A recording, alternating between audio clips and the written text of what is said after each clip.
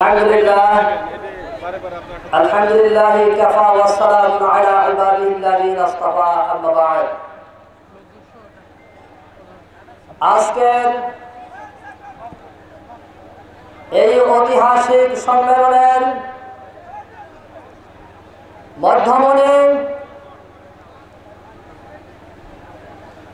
বাংলাদেশ জামাত ইসলামীর secretary general মরহুম জননেতা অধ্যাপক মিয়া গোলাম পরোয়ার, আমরা বরগুনাবাসীর পক্ষ থেকে আজকের আমাদের এই প্রধান অতিথিকে আমাদের হৃদয় নিংড়ানো ভালোবাসা এবং ফুলের শুভেচ্ছা জানাচ্ছে।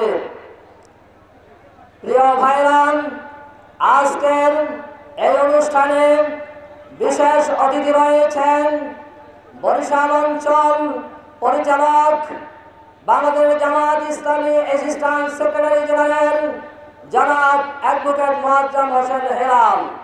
আমাদের মাঝে অতিথি হিসাবে রয়েছেন বরিশাল মহানগরীর সংগ্রামী আমির ও কেন্দ্রীয় কর্মপরিষদের অন্যতম সদস্য জনাব অধ্যাপক জহিরুদ্দিন মোহাম্মদ বাবর।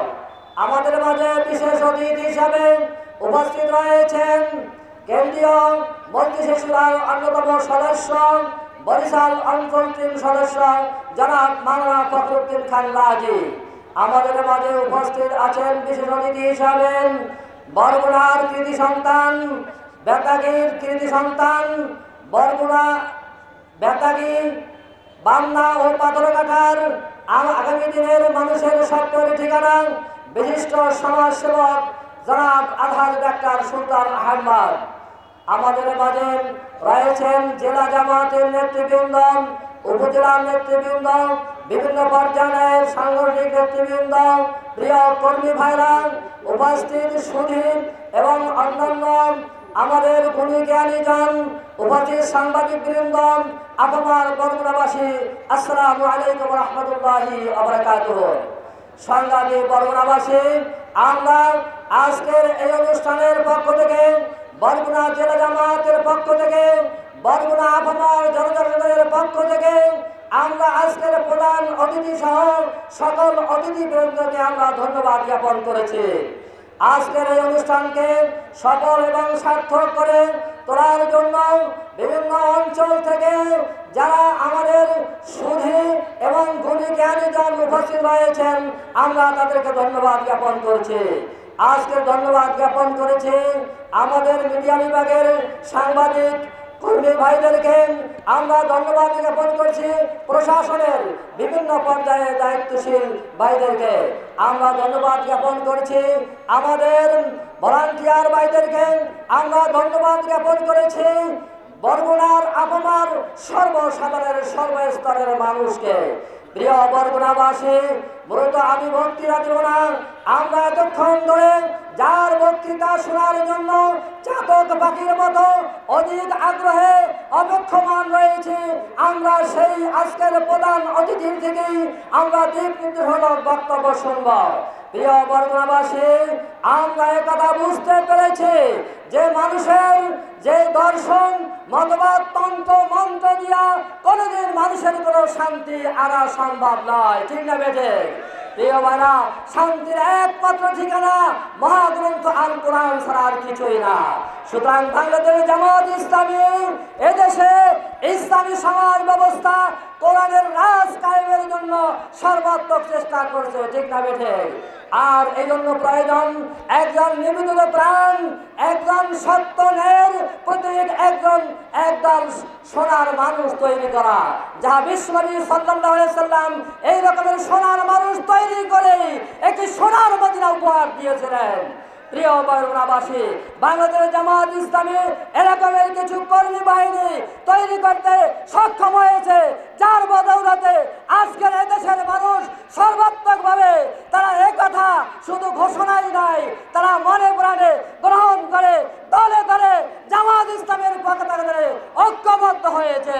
প্রিয় ভাইরা, তাদের আজকের ঘোষণা হচ্ছে যে সকল দর্শন মতবাদ তন্ত্র মন্ত্র সব দেখা শেষ। এবারের বাংলাদেশ হবে কোরআনের বাংলাদেশ, এবারের বাংলাদেশ হবে ইসলামের বাংলাদেশ, এবারের বাংলাদেশ হবে বাংলাদেশ জামাত ইসলামের বাংলাদেশ। প্রিয় ভাইরা, এই জন্য আমাদেরকে সর্বাত্মকভাবে আমাদেরকে এগিয়ে আসতে হবে। প্রিয় ভাইরা, এই জন্য আমাদেরকে ঘরে বসে থাকলে চলবে না। আমাদেরকে আমাদের কর্মীরা সর্বাত্মকভাবে আমাদের নৈতিক মান উন্নয়ন করে এদেশের মানুষকে বোঝাতে হবে ইসলামের নীতি ছাড়া কোনো তন্ত্র মন্ত্র দিয়া মানুষের শান্তি আনা কিছুদিন সম্ভব না।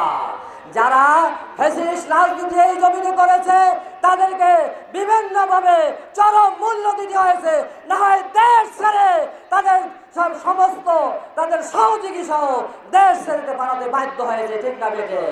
প্রিয় ভাইরা, আর ফ্যাসিস্টের জায়গা এই বাংলাদেশে হবে না, হবে না, হবে না। আজকের বরগুনার মানুষ আমাদেরকে দীপ্ত কণ্ঠে আজকের এই সম্মেলন যে আজকের প্রমাণ করছে যে এই ফ্যাসিস্টের আর কোনো জায়গা বরগুনায় আমরা দিব না। ঠিক বেঠে? প্রিয় ভাইরা, আমি শেষ করছি তার আগে আজকের আমাদের মেহমানের আমি দৃষ্টি আকর্ষণ করেছি। আজকের প্রধান অতিথি মহোদয়, আপনি জানেন এই বরগুনা এই সাগর পাড়ের বাংলাদেশের সর্বদক্ষিণের একটি ছোট্ট জেলা, কিন্তু স্বাধীনতার পর থেকে দীর্ঘ 53 বছর ওই ফ্যাসিস্ট ভোগবাদী রাজনীতিরাই আতঙ্ক সৃষ্টি করে এই বরগুনার মানুষকে আতঙ্কের জিঞ্জিরে আবদ্ধ করে রেখে বিভিন্ন উন্নয়ন থেকে তাদেরকে বঞ্চিত রাখা হয়েছে।